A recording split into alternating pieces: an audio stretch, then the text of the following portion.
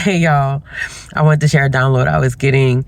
Spirit was talking about control, and Spirit was like, you're making the plans, you're talking to ChatGPT about the plans, you got the plan saved in the phone, you got the plan on the Google Drive, you're writing it out, you're revising it, you keep going back to it, you keep thinking of who you need to call, what resources you need to pull in.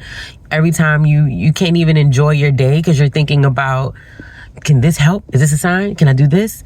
And Spirit is like, can you just let me do what I do? The divine is like, can you let me let things flow to you?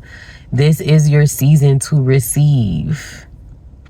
This is your season to receive. You don't have to prove that you're worth blessings. You don't have to prove that you're worth miracles. You don't have to prove that you're worth your prayers. This is your season to receive.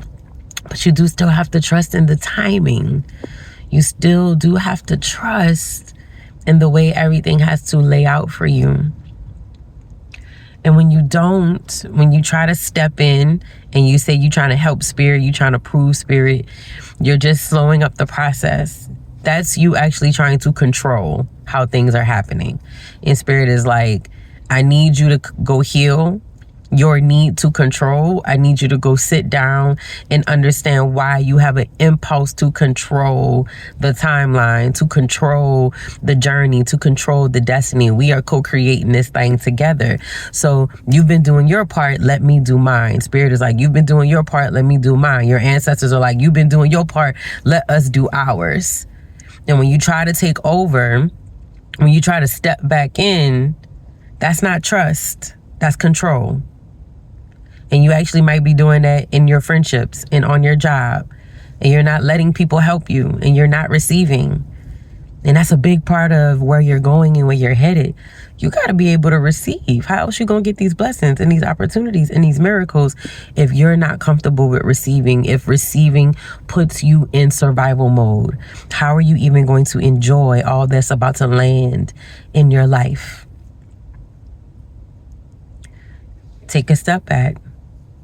Be honest with yourself about how you moving.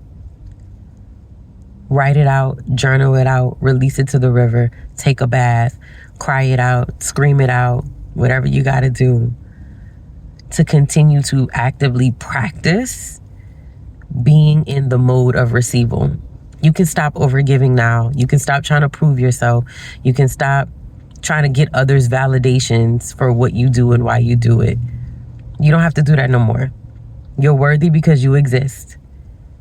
You're worthy because you exist and you've done the work and you know you have. So you're worthy. Prove that to yourself. Sit back and receive. Sit back and receive. Sit back and receive. Sit back and receive. Sit back and receive. You'll know when it's time to help others. You'll know when it's time to step in. But you got to sit back and receive. It's been hard on your heart.